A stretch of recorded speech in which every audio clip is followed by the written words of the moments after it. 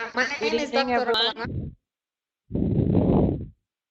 Dr. Roksolana, just give me a Yeah, second, okay? I just want to okay. check if everything is okay. Hello, everyone. Welcome to our next webinar. We are sorry for the delay. We had some connection issues, but fortunately, we were able to fix this, and we are ready to start. I am your host, Caroline, and of course, today our topic is implantation window, its importance, and how to prepare for embryo transfer.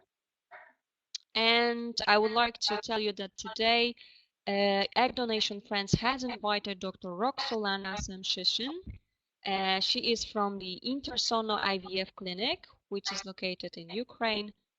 And of course, again, let me remind you that the presentation will take 20 to 30 minutes, and of course our Q&A session will follow.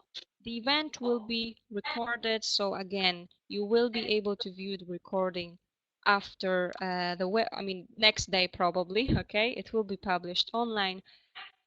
Okay, I guess everything should be clear. I hope you can hear me. Yes, I And can hear you. perfect. Dr. Roksolana, are you ready to start? Yes, I'm ready. Perfect. So hello to Let's go. everybody. Thank you for your time, and we can start. So the first question is, who is the main, the embryo or endometrium? Today we will talk about the endometrium. So today the main thing will be endometrium. If we are talking about our successful attempt, our pregnancy, so we have several factors which can influence on our successful implantation. So first of all, this is the structure of endometrium. This is very important question. The next one, this is the thickness of endometrium. And also, even if we have a good structure and a goodness, we can have some problems in implantation. So the few more factors which will influence on our success, this is hormonal influence. Our immune system also can influence on implantation, and window of implantation. So let's start and let's talk about those factors. On this picture, you can see the good cooperation between endometrium and embryo. So how it took place. First of all, embryo is dropping into uterus, and uterus has the question, is the embryo normal or not? How endometrium knows that the embryo is normal? First of all, if endometrium has a normal chromosomal situation, this means that embryo shows to endometrium that I'm healthy, and endometrium can implant it. If the embryo has abnormalities of chromosomes, then it is so-called noisy embryo, and endometrium understands that something is wrong and doesn't implant the embryo. This is the normal situation. But sometimes we receive not normal situation. When? First of all, when we have the IVF attempt. During the IVF procedures, our endometrium is under our suppression of the medicines. So sometimes endometrium can't understand if the embryo is healthy or not. And in this case, we can have the problem. In this slide, you can see the stages of implantation. Even during the embryo transfer, embryo doesn't implant on the first day. First of all, the embryo drops into the endometrium and starting to search the place where to implant. The next one, this is a position of the blastocyst. This means that endometrium understands that the embryo is healthy and is putting the signals for embryo that embryo can implant. The next stage, this is adhesion. This means that blastocysts start contacting with the embryo and starts the invasion of the blastocyst into the endometrium. And the next stage, this is implantation. So from the first moment when the blastocyst drops into the endometrium and the last one invasion, sometimes it took up to 4 days. On this picture, you can see the normal structure of endometrium. So what this is endometrium? Endometrium, this is internal mucous membrane of the uterus, and it has a lot of vessels. And the main function of endometrium is to provide the most suitable conditions for the embryo implantation. Let's start from factors which can influence on the implantation. And the first one, this is the uterus and the endometrium. So the uterus, on this picture, you can see the normal structure of endometrium. When we are doing ultrasound scanning, it's very important to see the normal picture of endometrium. This means that endometrium has to be triple lining during the first stage, during the preparation, and has to be not thick and not thin, and doesn't have some includes. On this picture, you can see that the main factors of endometrial screening are the thickness, the structure, and the presence of inclusion of polyps. On this picture, you can see endometrium and the white dot. This means that this is polyp. Endometrium thickness is also very important. Why? Because embryo has to have a good enough space for implantation. And if the endometrium is very thin, less than 8 millimeters, then embryo doesn't have enough space for implantation. So it's very important to have the good thickness of endometrium. But if the endometrium is too thin, it's not always a good situation. Why? Because the embryo has definite time for implantation, and it needs to grow with the vessels to the uterus. So if endometrium is very thick, it's very hard to implant to the uterus through the endometrium.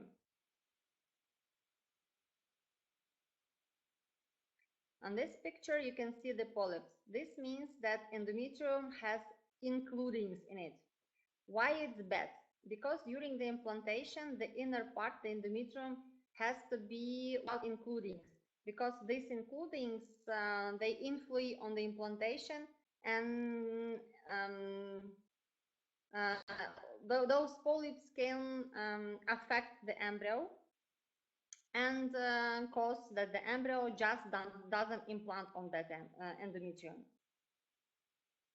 Endometrium structure, we can look through the ultrasound scanning and through the hysteroscopy. When we are doing ultrasound scanning, it's very important to have the definite days for the ultrasound scanning. First of all, we are monitoring the endometrium on the first part of the cycle.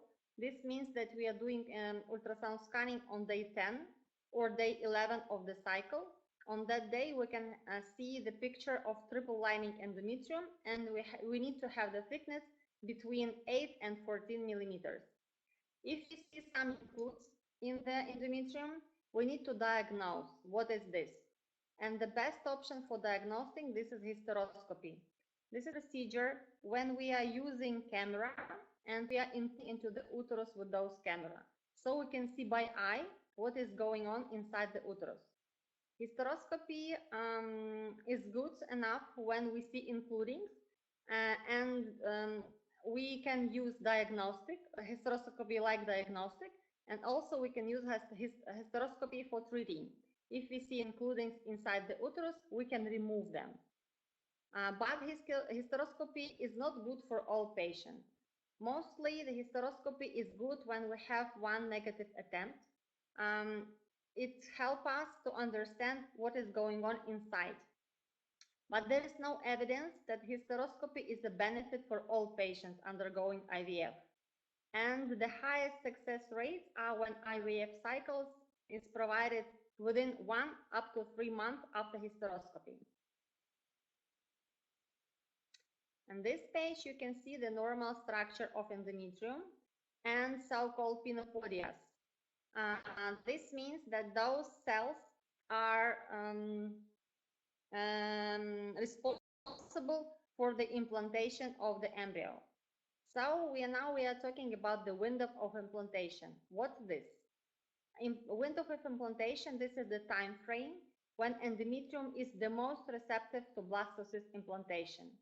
As usually, we can see that it is the most receptive for the implantation after 6-8 days after ovulation. And this window is during 45 48 hours when our endometrium is the most receptive for the implantation. Sometimes, mostly all the patients have this window opened after 6 up to 8 days after ovulation. But sometimes this window can be earlier or further. At this page, you can see so-called ERA test. This is endometrial receptive array test. This means that we can detect the day when the endometrium is most receptive for our implantation. How we can use it?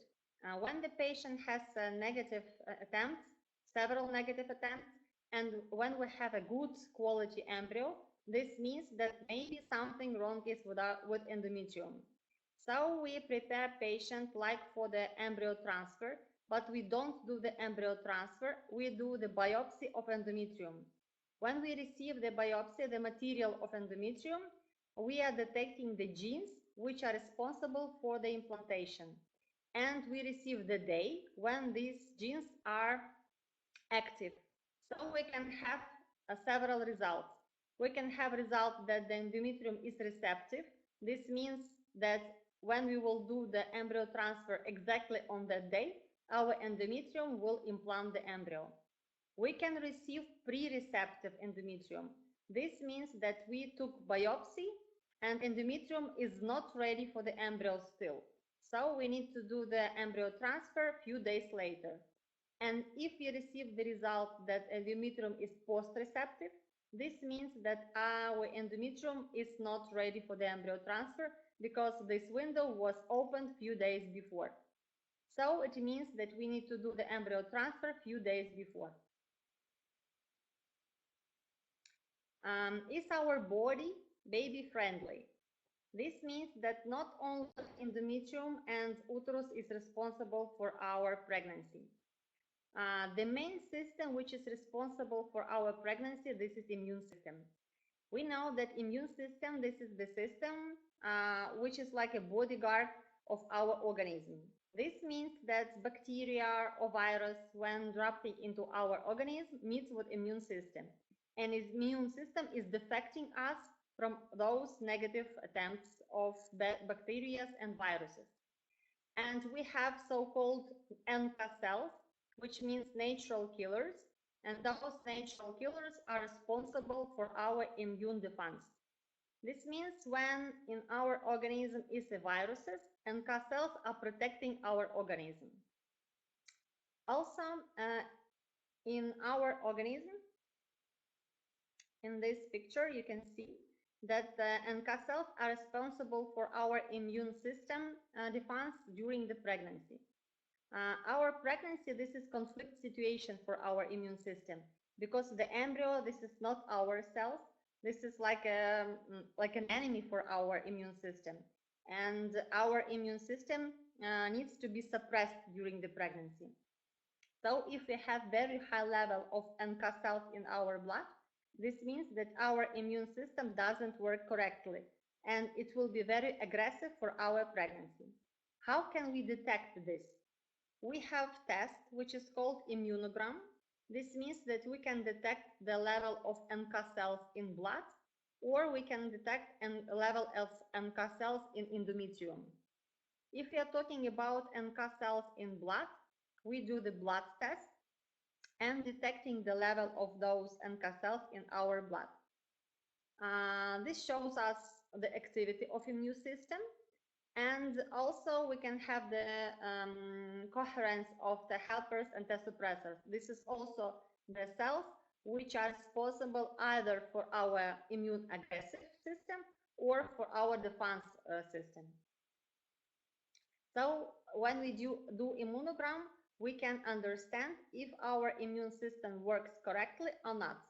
If we understand that our immune system doesn't work correctly, we can influence on the immune system and help our pregnancy to proceed. The next factor which can influence on the pregnancy, this is HLA typing. What does it mean? HLA, this is human leukocyte antigens. This is antigens of tissue of compatibility, and this is unique to our body. This means that father and the mother has a unique genetic coding. When we create the embryo, we have half material of mother and half material of father. And the baby receives also the unique code, which is similar to mother and similar to father. Father and the mother, it's very good when we are not, we have different, those genetic coding. This means that our baby will receive different genes from mother and different genes from father. If the mother and father are very similar between them, this means that the baby will receive the genes which are very familiar to other genes.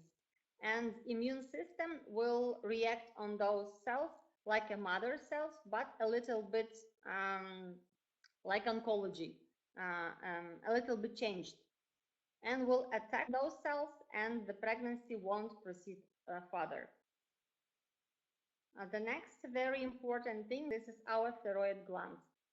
We are detecting the level of TSH hormone in our organism, and also we are detecting antibodies of thyroid gland. What does it mean? Our thyroid gland is also hidden from immune system, and our immune system doesn't see our thyroid glands. When our immune system doesn't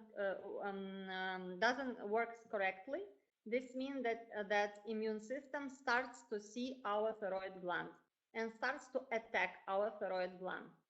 When we are pregnant, this means that our immune system during this problem won't be suppressed and also will attack our baby. So if we have the problem with thyroid gland, we can predict the problems with the pregnancy.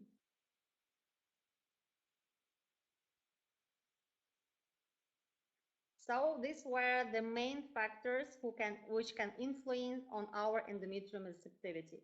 This is the structure, this is the thickness, this is includings in the endometrium like a polyps, this is immune system, and this is hormonal system, especially thyroid gland. The first question is that we need to detect that reason which can influence on our pregnancy. If we detected this reason, then the next step, this is preparation for the embryo transfer and medical corrections of those findings. First of all, when we are talking about the medical preparation, we have different protocols for the medical preparation. So-called long protocol, modified protocol, and the natal cycle.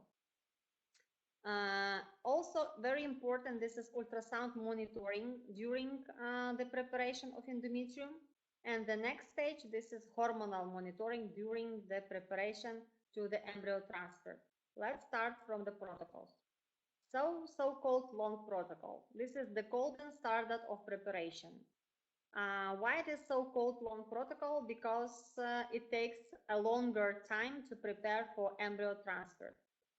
This protocol starts on the day 19 up to 21 of the previous cycle. We start with the medicines, so-called agonist shot. This shot blocks internal hormones, and this allows us to control the hormones better. Then we're waiting for the periods after the shot. And when the periods are starting, we are starting preparation with the estrogens. So we start estrogens on day 2 or 3 of the periods. And on day 14 or 15, we are starting with progesterone. So this is shortly about the medical preparation during the long protocol. When we are doing ultrasound scanning, the best option this is to do ultrasound scanning on day 19 up to 21. On this day, we need to understand that our endometrium is ready for the preparation, that we don't have any problems inside the uterus, that we don't have any problems with our ovaries, for example, a big cyst in our ovaries, and we are healthy and can start our preparation. The next ultrasound scanning we are doing on day 8 of stimulation or preparation. On that time, we measure the endometrium, and the thickness of endometrium has to be nearly 6 or 7 millimeters. This is a good parameters for endometrium during that day. The next day of ultrasound scanning, this will be day 10 or 12 of stimulation. On that day, we need to have endometrium at least 7 millimeters to understand that we will have a good implantation. If we don't have endometrium on that day 7 millimeters, then we need to increase the dosage of estrogen and do another one ultrasound scanning on day 14. When on day 14 we have good quality endometrium, we can start with progesterone. So progesterone, this is hormone which will prepare our endometrium for embryo transfer. And we calculate the day of embryo transfer from the starting day of progesterone. Hormonal monitoring, we don't do the hormonal monitoring during this protocol. Why? Because when we are doing the agonist shot just blocks all the hormones which are producing by our organism. So we just receive external hormones and we can modify our cycle.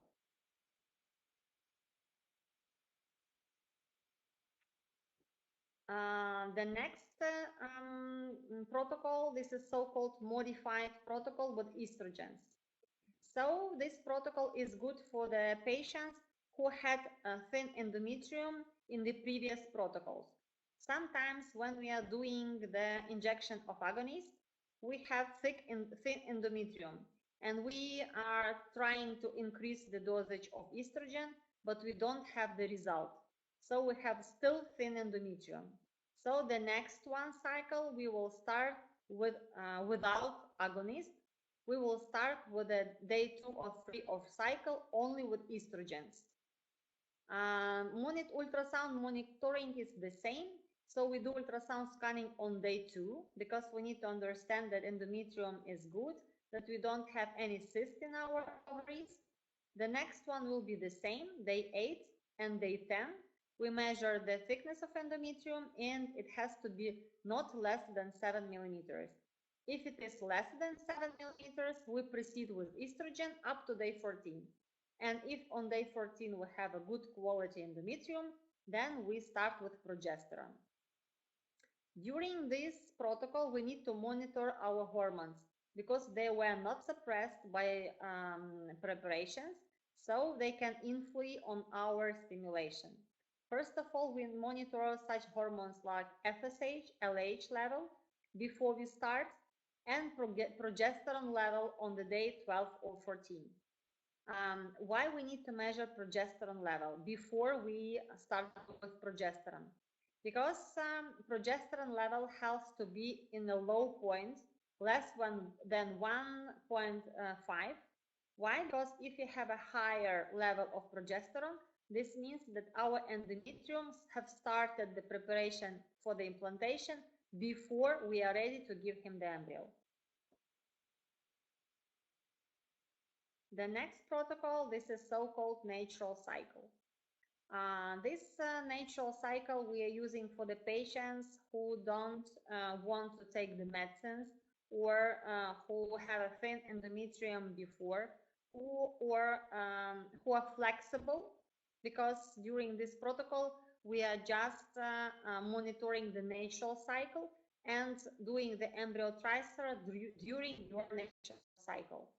This protocol is suitable only for the patient who has ovulation because we can do the embryo transfer only when we have ovulation in a natural cycle. So the medical preparation is only the one injection of RCG triggering just to reach the ovulation, but we need to have the follicle to ovulate. In this protocol, we have very strict hormonal monitoring. We monitor FSH level, LH level before we start, and also we monitor progesterone level because we also can have preterm ovulation, and it will be not good for our endometrium. Ultrasound scanning we do on the same days, on day 2, day 8, and also day 10, 12 of stimulation, and we are also looking on the thickness of endometrium. When we are talking about the natural cycle, in this case, the thickness of endometrium has to be not less than 8 millimeters.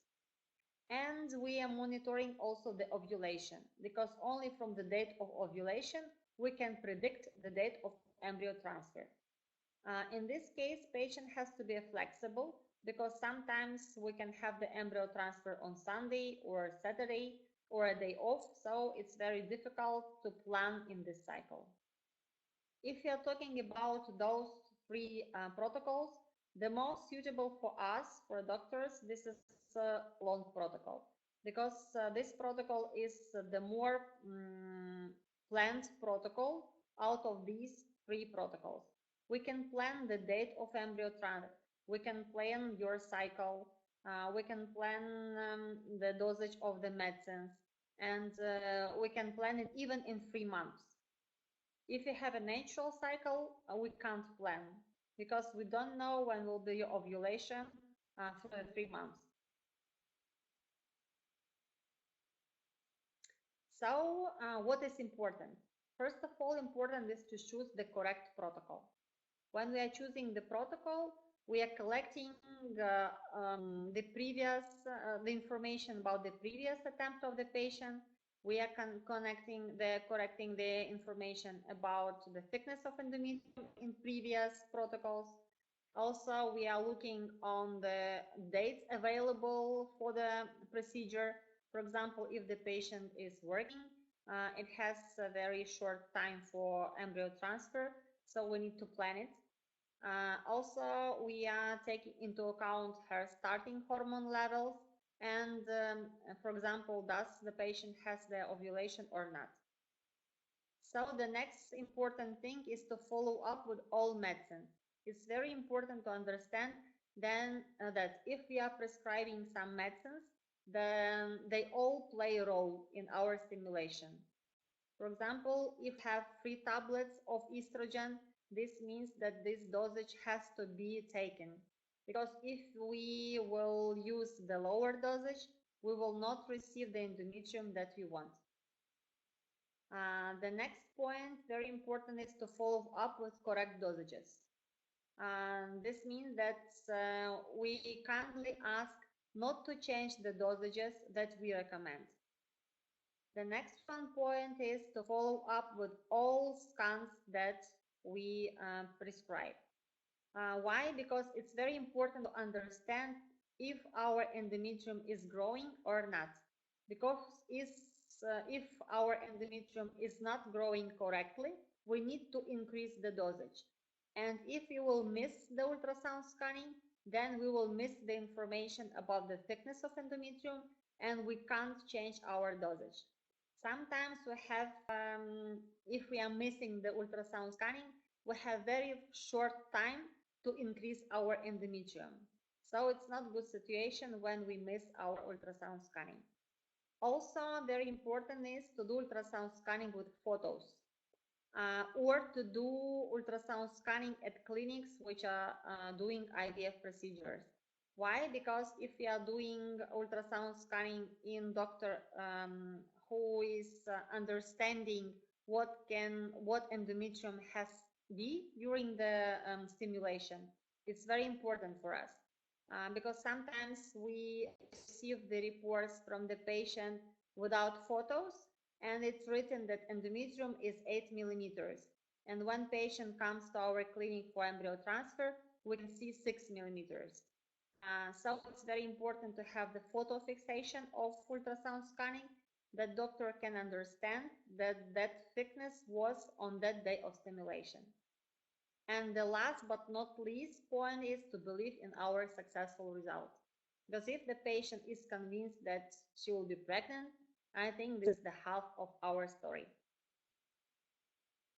So, unexplained infertility generally means that the physician failed to find out our true cause of infertility.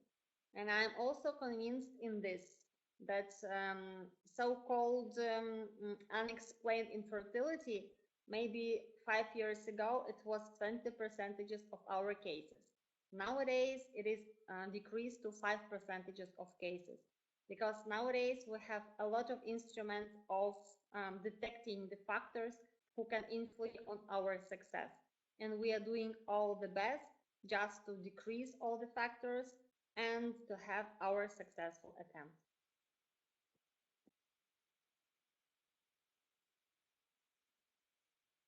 So a few words for our clinic. Our clinic is located in Ukraine, and we have a lot of good proposals for our patients. First of all, we have the proposition of guaranteed pregnancy. This means that we guarantee that in 100% you will be pregnant. We are located in Lviv. This is very good destination. This is nearby to border, and we have very good connection between all countries. We are doing all the procedures which can do IVF clinics nowadays with our patients. We do IVF procedures, we do ESHRE procedures, we do UI procedures, also have assistant hatching, we can do frozen embryo transfers, we can have egg donation, surrogacy, embryo adoption. So this is a huge proposal for our patients.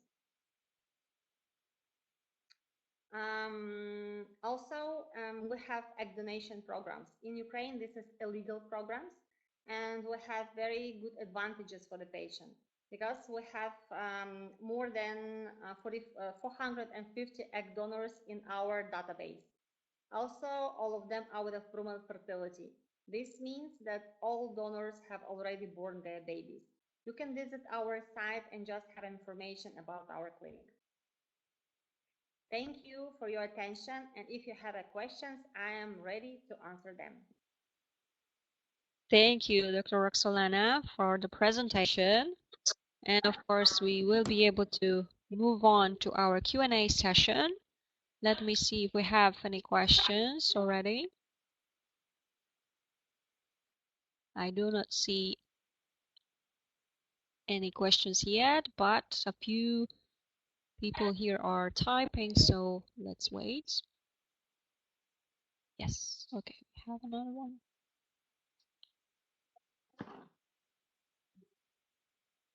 Okay, we have the first question from Linda. Is cramping on day 5 post-transfer normal?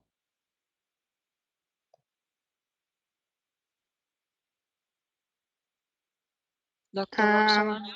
Okay. Okay. As for me, cramping, it doesn't. Just a second. It's not connected for the embryo transfer. If I'm understanding, what do you mean by cramping? Linda, if you could just explain a little, okay, we will be able to go back to this question, okay? Okay. I can't catch what's cramping. It's okay. Let's wait for Linda to give us some additional information. And now let's take a look at another question. We will go back to this one, okay, Linda? Okay. This one is from Marie. Hello, Roxana. My problem is that my endometrium doesn't get thick enough. I just had a biopsy done. Should a hysteroscopy be done as well?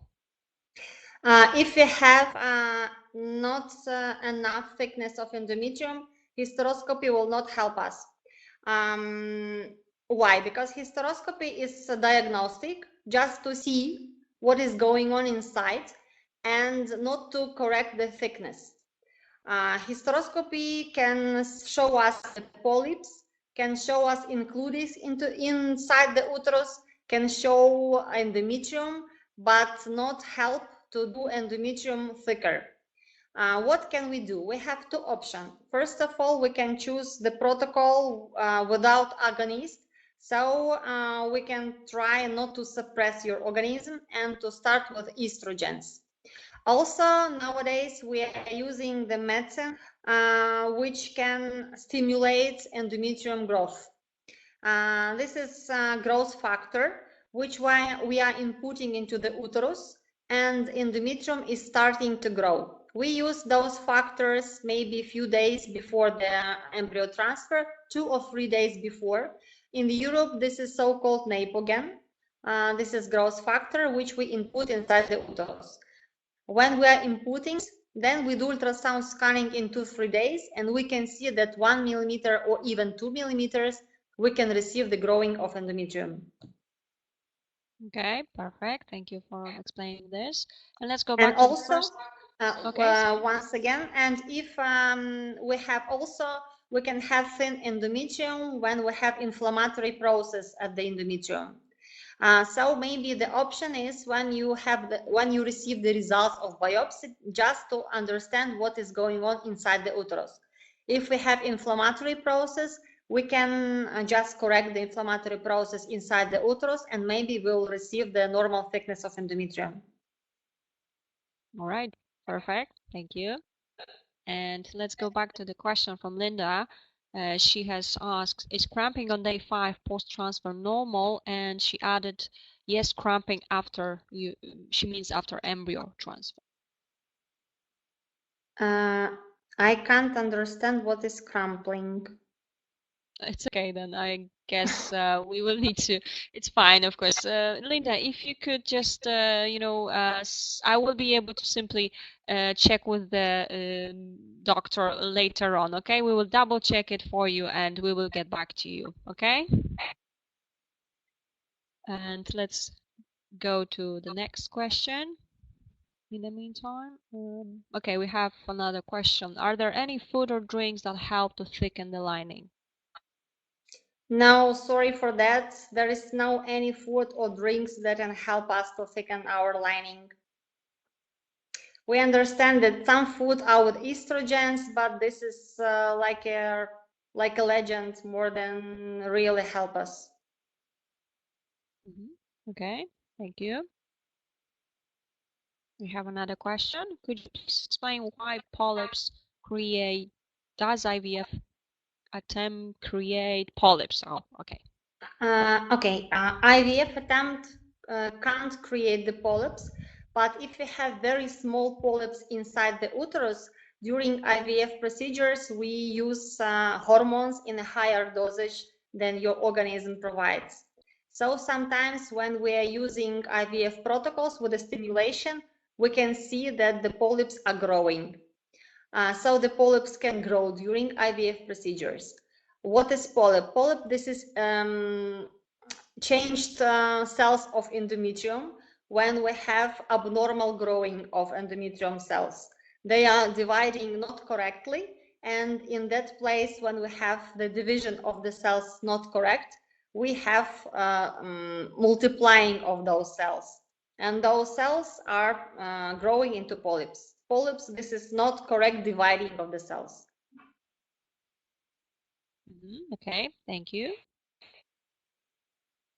We have another one from Rika. How about menopausal embryo transfer?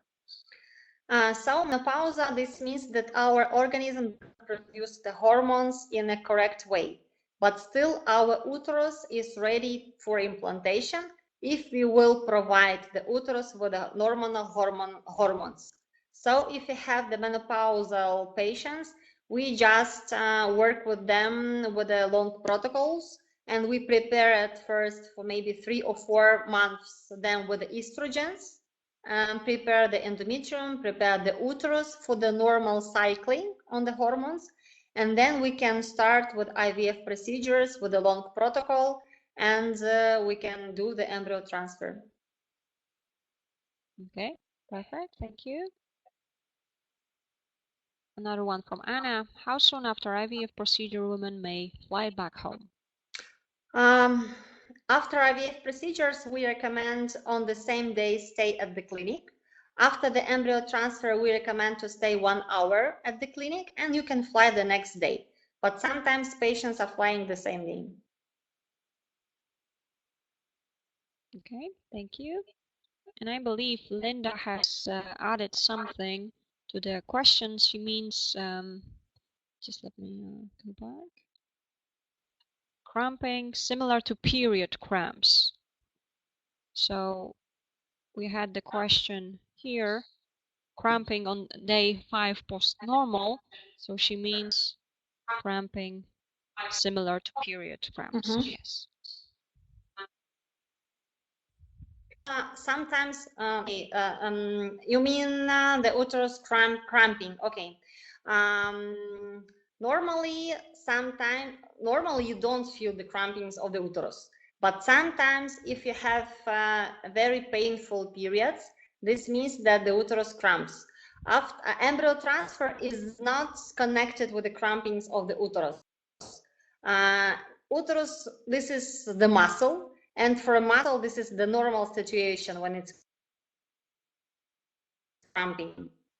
So if you feel the pain, sometimes when we use progesterone, the progesterone can influence on the intestines.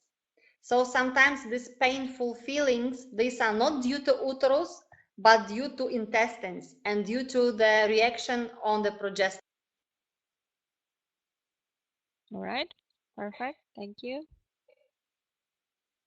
Let's move on to the next question from Katerina. How can I prepare for the transfer? Lifestyle, exercising, is there any way I can influence it?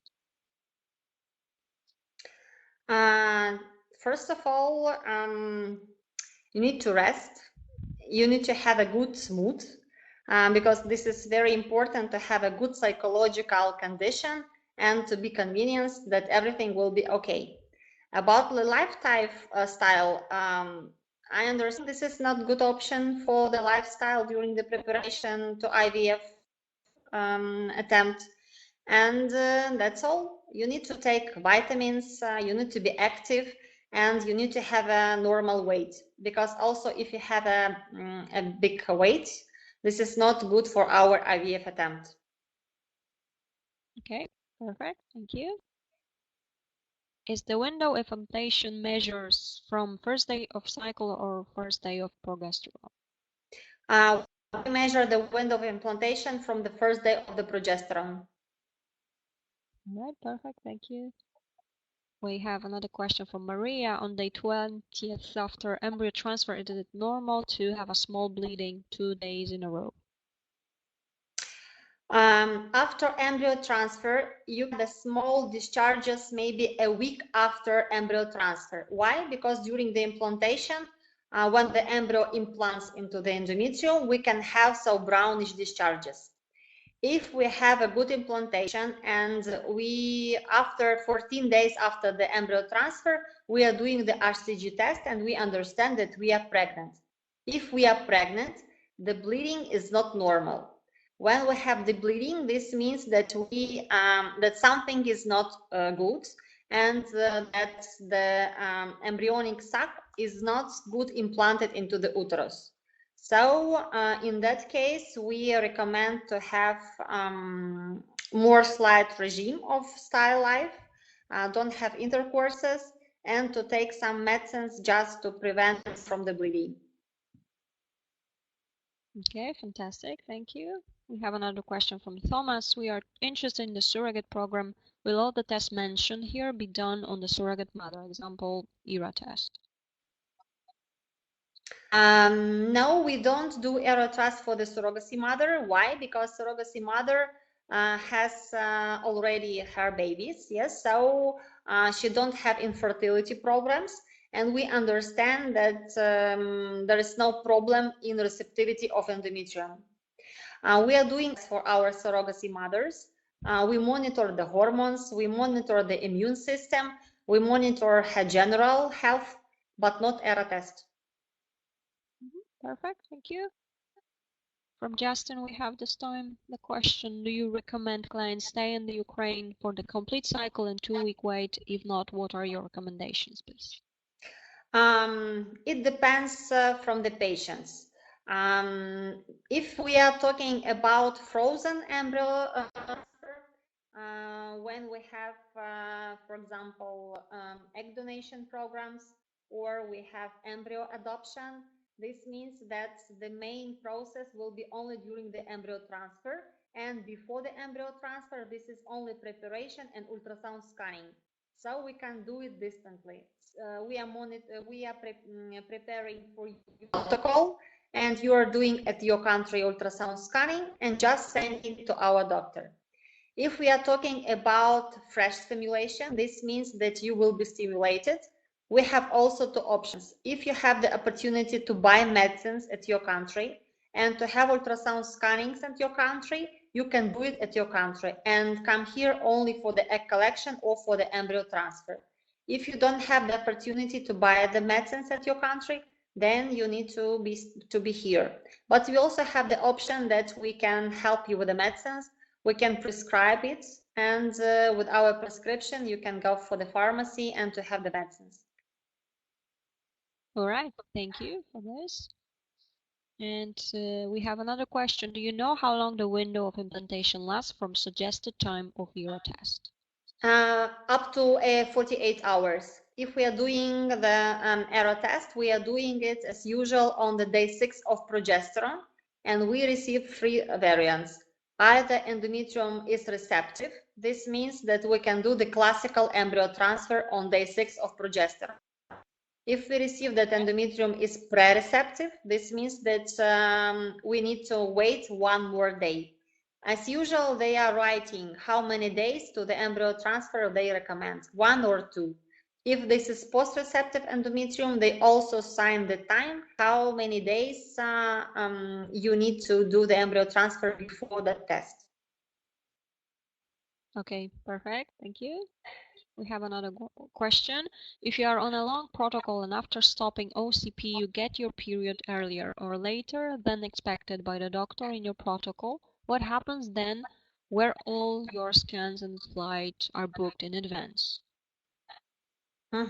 Okay, if we have the long protocol and the period started earlier, this is not the problem. Because when you are on the long protocol, you are suppressed with your hormones, and we can start the stimulation later. So the agonist shots has 28 days of presence in our organism. So this is enough time to have a delay or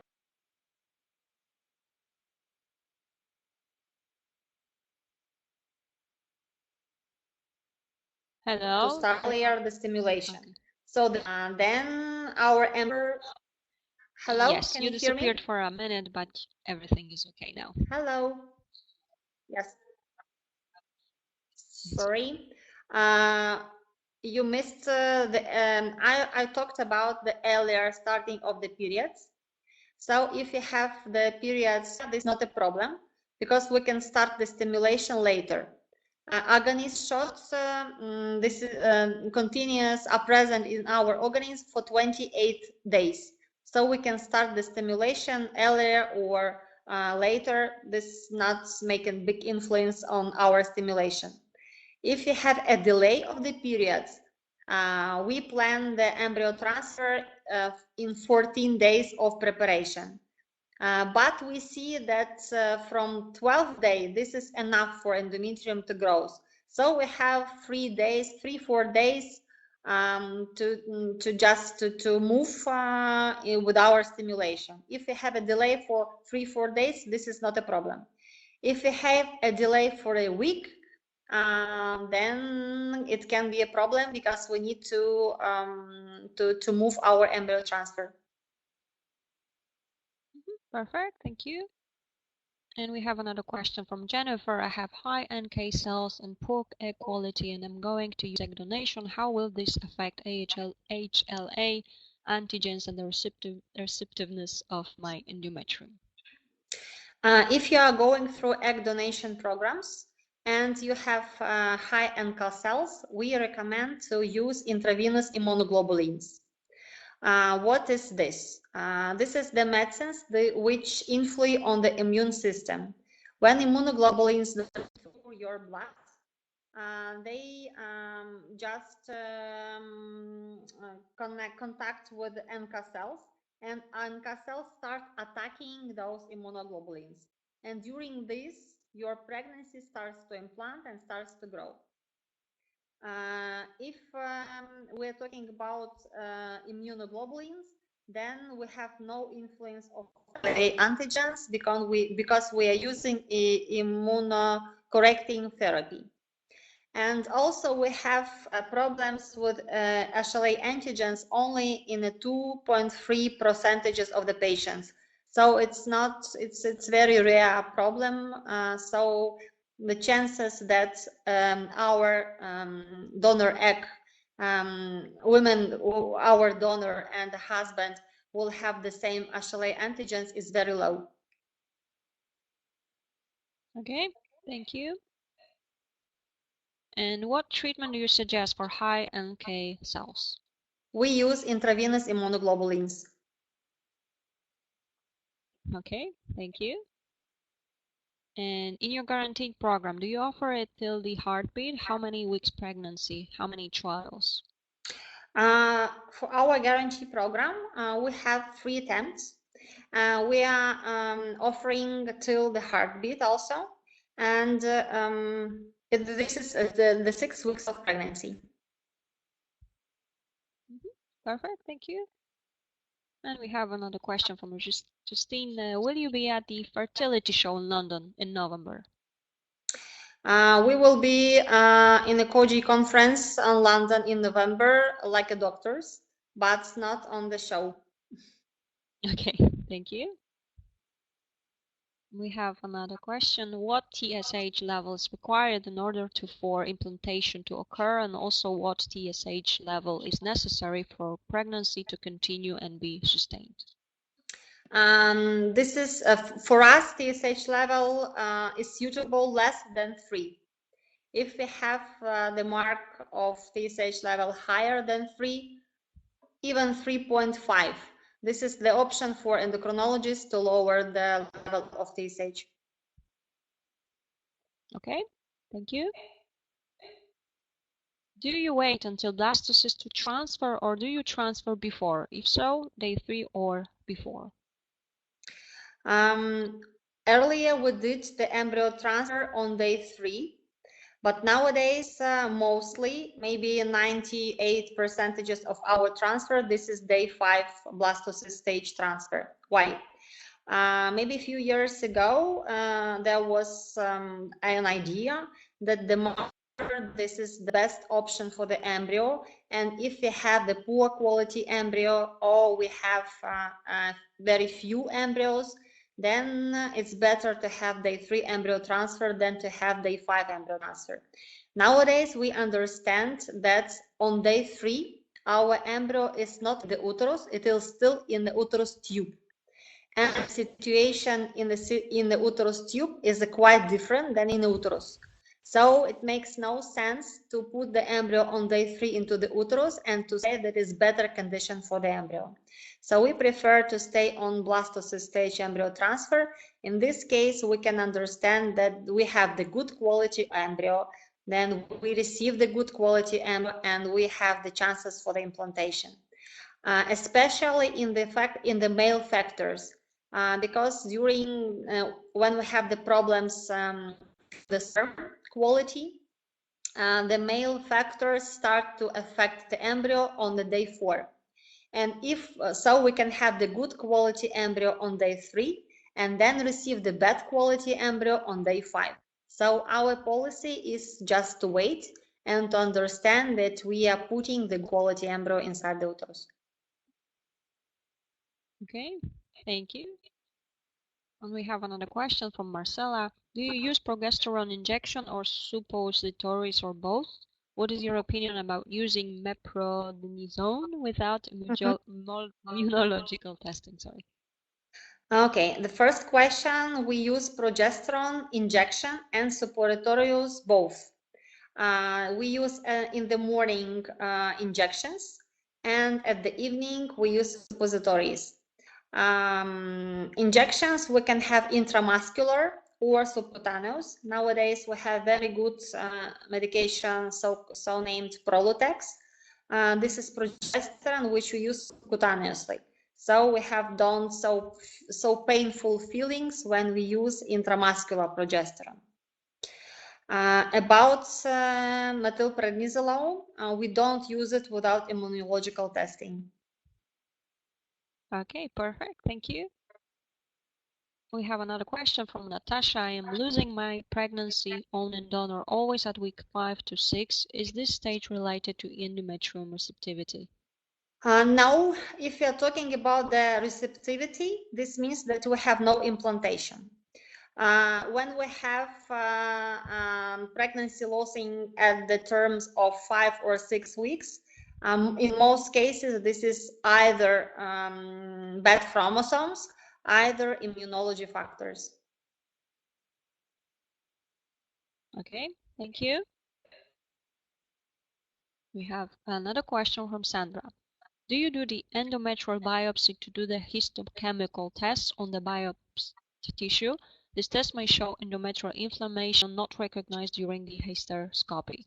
I have had this situation, and the result was inflammation of endometrium with micropolypic endometrium. I was given doxycycline antibiotic. It was 2 years ago. Today, the doctor in the clinic do not do these tests anymore. Has something changed, or was this not important for the implantation? We do the endometrial biopsy, and we also do the histochemical tests for the biopsied tissue, just to see if we have inflammation inside. We also think that this is important issue, especially if we have thin endometrium or we have failed implantation before. And we also use antibiotics when we receive the inflammatory process inside the uterus. Okay, thank you. And we have a question. Does coffee affect implantation negatively? No, there is no evidence-based. All right, thank you.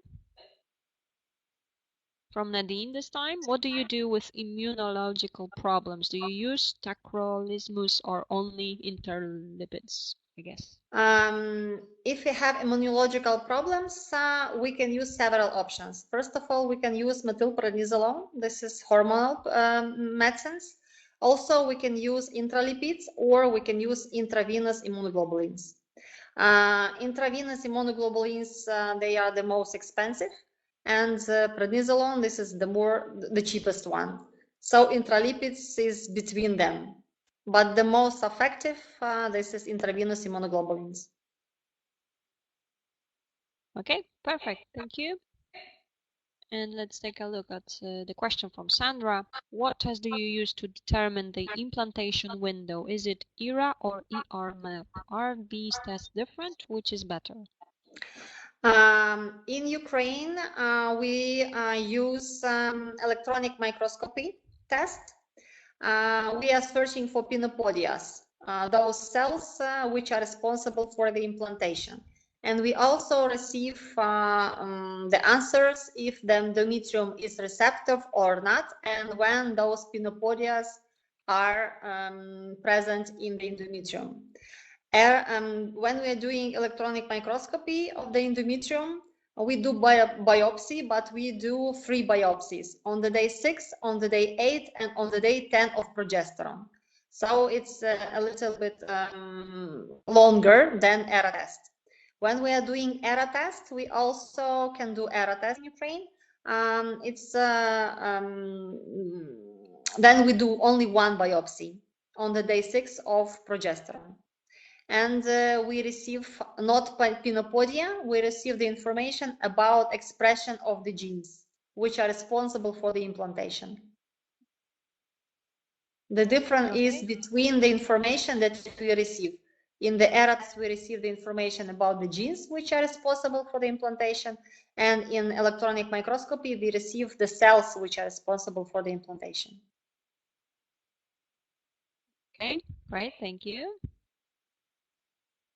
And do you recommend transfer of embryo in the same cycle of stimulation? I mean, if IVF with own eggs, do you recommend to freeze the embryo and transfer next cycle? Nowadays, the new trends in IVF field, this is freeze-all technique. Why? We really have the higher result in frozen embryo transfer than in fresh embryo transfer, but it depends also from the reason of infertility, of the quality of the oocytes, the quality of endometrium. If we have the same quality of good quality embryos, good quality oocytes, then it depends from the quantity of the oocytes. If we have more than 15 oocytes, this means that we have very high estrogens in our organism, and our endometrium is overstimulated, and it has worse receptivity than in cryocycle.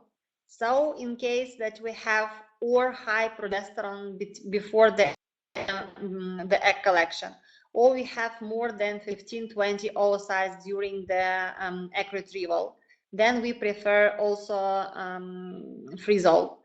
If we have 5-6 oocytes, then we do fresh embryo transfer. Okay, perfect. Thank you.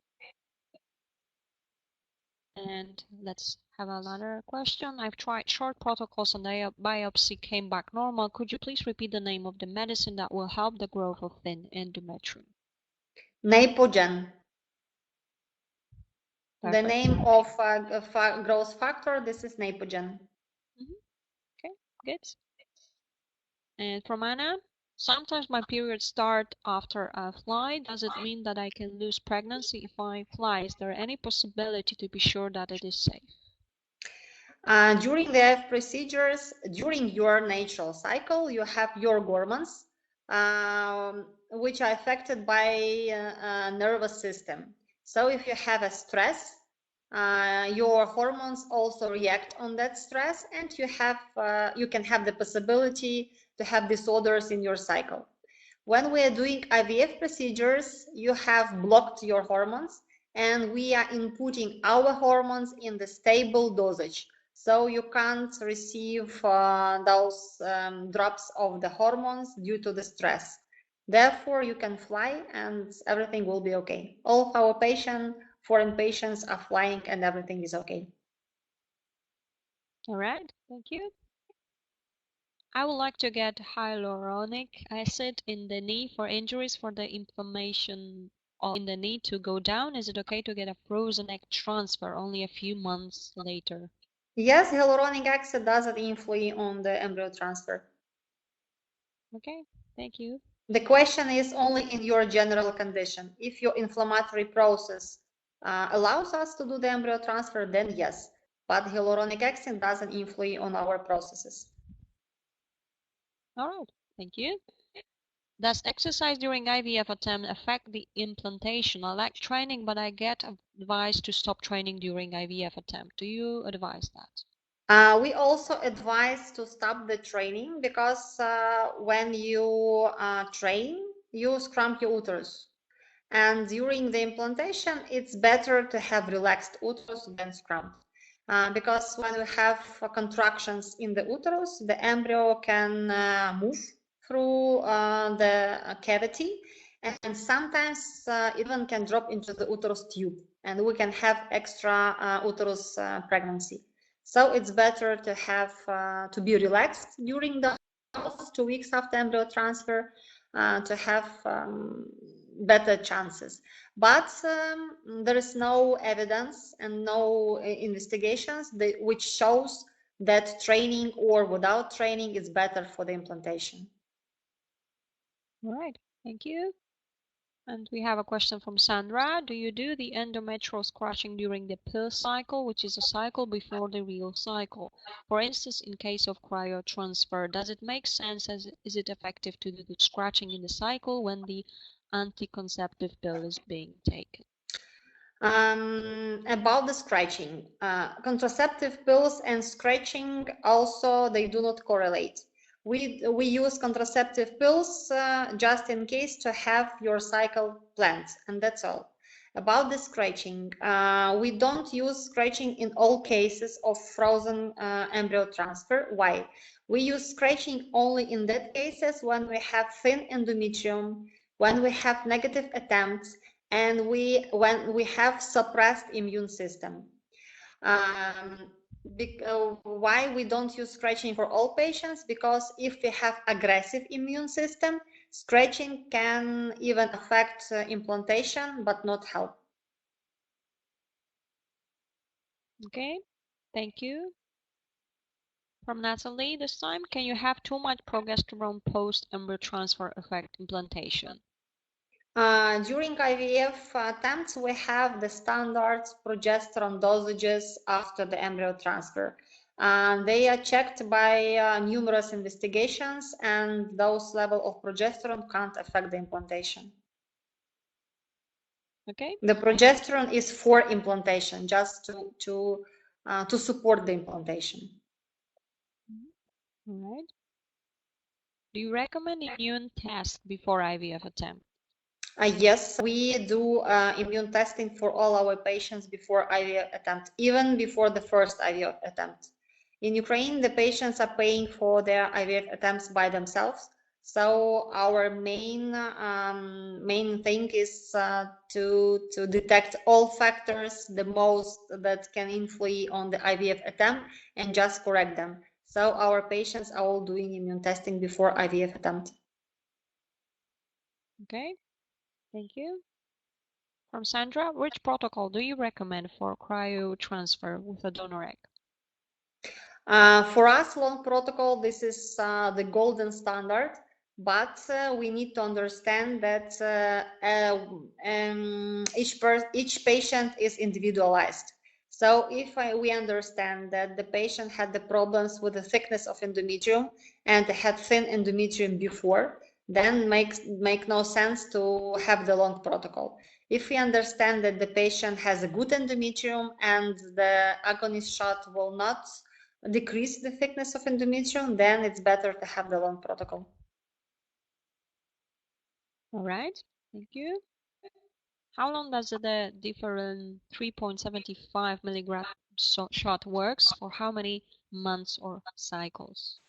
The Ferlin 3.75 works for 28 days.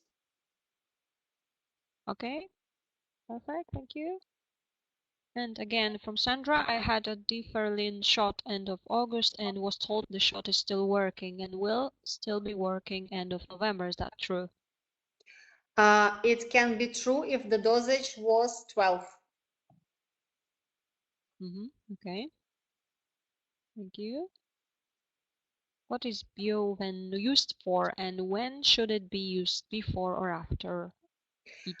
Biovan, this is the medicine of intravenous immunoglobulin, which we use in Ukraine, and we use it at the date of embryo transfer.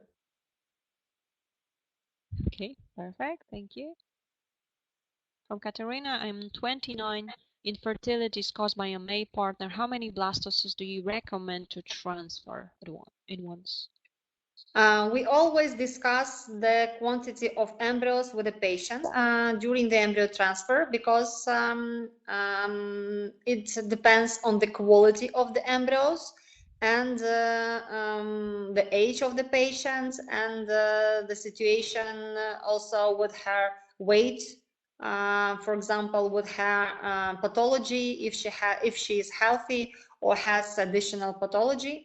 In your case, we discussed that if we will transfer 2 embryos, yes, maybe we will have a slightly higher chances for the pregnancy. But when we are pregnant with the twins, it's harder to carry out twins. And we have the higher risk of preterm labors and complications during the pregnancy. When we have singleton pregnancy, yes, the chances for the pregnancy are a little bit lower, but still we have the higher chances to have a healthy baby born. So we recommend, at start, we recommend to transfer 1 embryo, and then when we receive the negative attempt, then we discuss 2 embryos. Okay, thank you. From another question, I'm 46-year-old, many months preparation I would need, and what type of preparation if I have irregular period? If you are 46 years old and you have periods, so we don't need to do the preparation. We need to do ultrasound scanning and to see the condition of the endometrium, the thickness of the endometrium, the structure of endometrium, and to do the investigations which are needed to go through IVF procedure. If we have the menopausal women, then we need to prepare endometrium at least 3 months just to have the good receptivity of endometrium. Okay, thank you. From Adriana, I am 43. We are being told to use egg donor. Yes, because of age, and I suppose because of your ovarian reserve. If we have about the embryo quality, the embryo quality on the embryo quality influence the quality of the oocyte. We understand that the most high quality embryo is at age up to 35 years. Between 35 and 40, the women is in so-called gray zone. This means that we have half and a half. Half embryos will be healthy and half of them can have chromosomal disorders. After age of 40, we have a crucial bad quality of the oocytes, and we can have up to 80% of chromosomal abnormalities at the embryo. So if you want to have your own stimulation and you have good enough ovarian reserve, so it's better to have PGS screening. This means that we can use pre-implantation diagnostic and diagnose the embryos for the chromosomal abnormalities. And only in case that we have the good quality and healthy embryo, we can do the embryo transfer. If you don't have the possibility to do this, due to IMH level, the low ovarian reserve, or due to financial questions, then it's better to have egg donation program. Okay, thank you. There is another part to the question from Adriana. So, using my husband's sperm, how do I start preparing myself? My weight is 50 kilograms. I'm a very slim person and it worries me the medication I will be on, how it will affect my health. You're talking about your stimulation or cryocycle and egg donation. Because if you're talking about your stimulation, we will start stimulation with the FSH hormones. These hormones will cause the growth of your follicles. The hormones doesn't affect your weight and doesn't affect your health.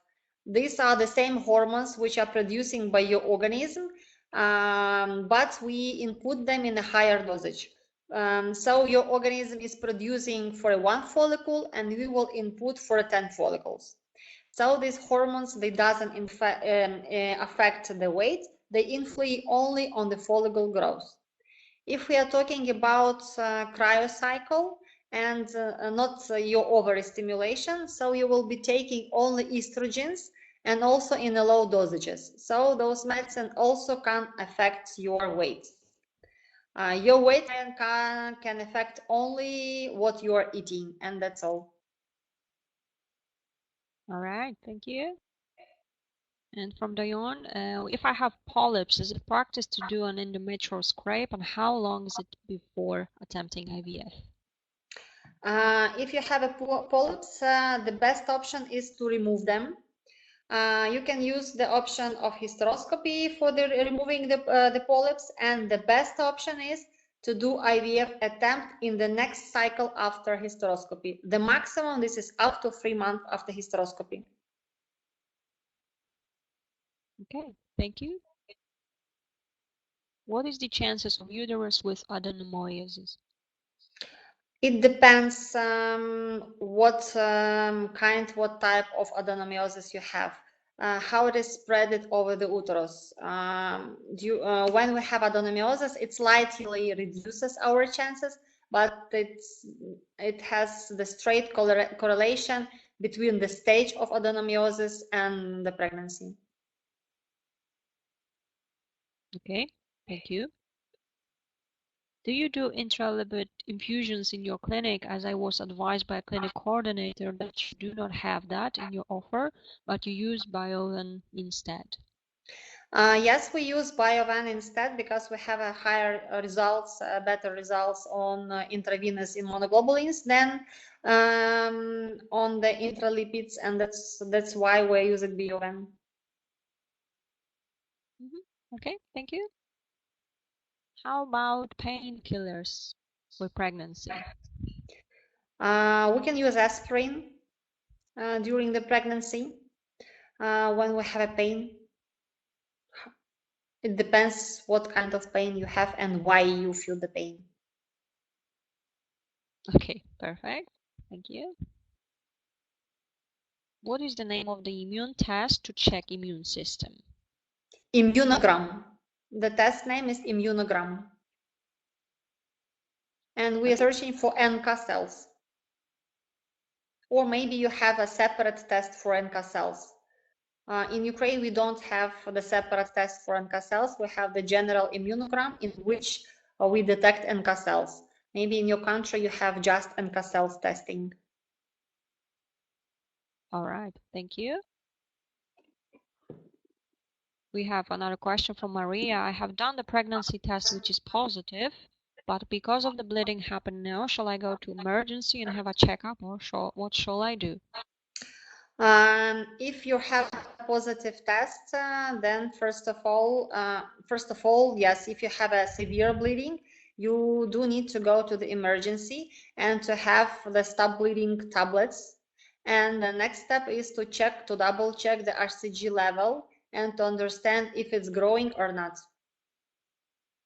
All right, thank you. From Thomas, again, do you use the NGS method when performing PGD testing? Yes. Yes. Okay, perfect. What are those immune tests you recommend to do before IVF attempts?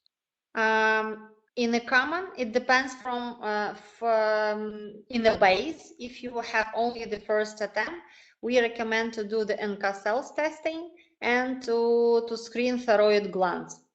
If we have several negative attempts, then in addition, we recommend to do ESHRE testing. Okay, thank you. If I have endometrial polyps, what do you suggest for getting the best IVF results? To remove the polyps, you need to remove the polyps, and this will be the option to increase your chances for IVF. All right, we will be slowly finishing, but if you have any questions, please just type them in. And let's move on to the next question. It's from Sandra. Could you please explain what do you mean with autoaggression and endometrial scratching? May Hashimoto autoimmune disease have a negative influence on the scratching outcome? If we have aggressive scratching, how works scratching? When we are doing scratching, we are just injuring the endometrium, and immunocompetent cells are increasing in the endometrium. So we are activating our immune system. If you have already Hashimoto autoimmune disease, this means that your immune system is already aggressive. So it makes no sense to do scratching because we already have your immune system aggressive. We need to suppress your system, not to activate. Okay, thank you. What are the stop bleeding tablets that you are mentioning? I don't know if they are registered and the name of them. In Ukraine, this is tranexamic acid. In most cases, we use tranexamic acid. Okay. And how do you treat fibroids? It depends. If we have fibroids which are not in the cavity, which not a cavity, then we can just leave them alone. If we have the opportunity to have the surgery for fibroids, then we use the options to do the surgery for fibroids. If the fibroids are very big and we can't do the surgery, then we just leave them. Okay, understood. Thank you. And we have another question from Sandra. My deferline shot was 3.75 end of August. The transfer was mid of September, but was unsuccessful. Now I am preparing for a second transfer. It will be a cryo transfer end of November, and was told the deferline shot is still working and blocking my ovulation.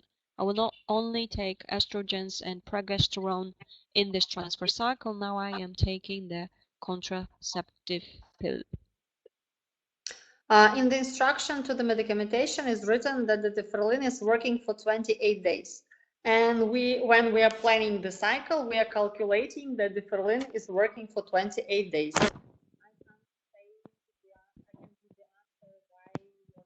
All right.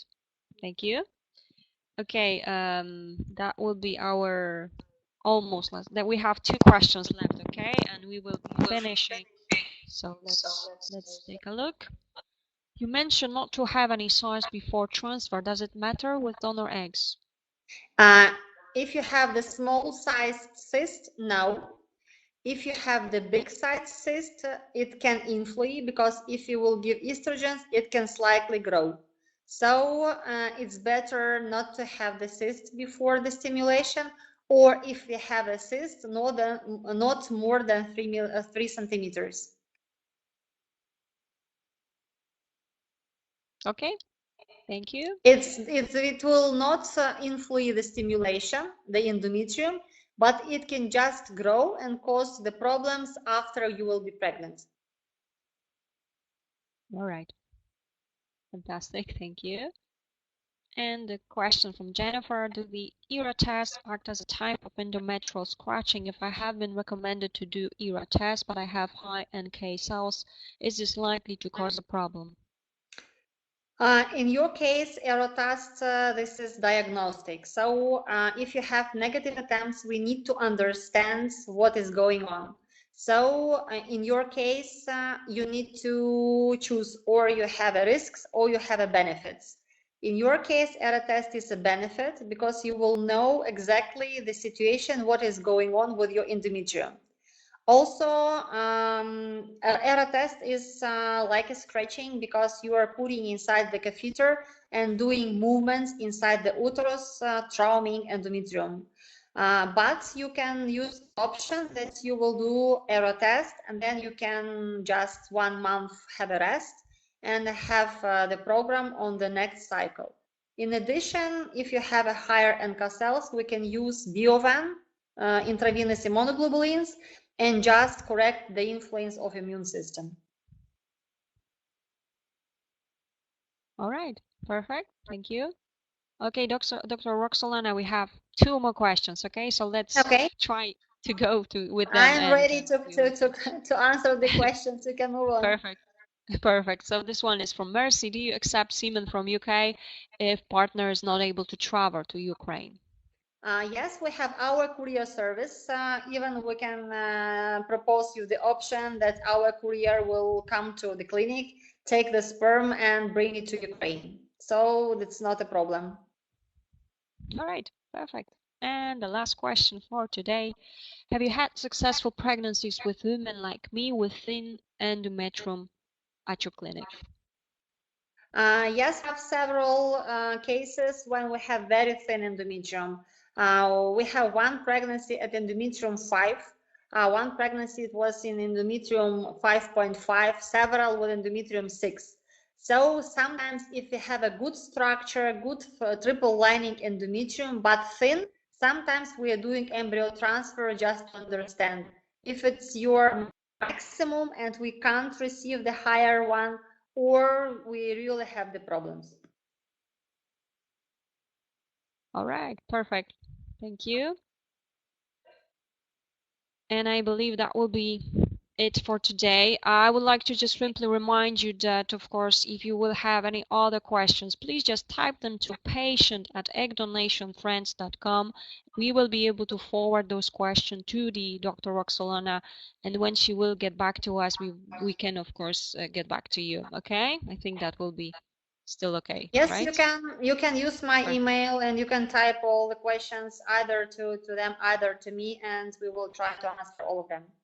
Perfect. Thank you all for all of your questions, and of course, Dr. Roksolana, for your time and answering all those questions. Is there anything you would like to add? I will thank you for those good organized webinar. Thank you for your attention, and thank you for the opportunity to be with you. All right, perfect. I guess that will be it for today. Thank you again, all of you, for attending our webinar, and I really hope to see you next time. And again, have a very good night. Bye-bye. Bye-bye. Thank you. Thank you. Bye-bye.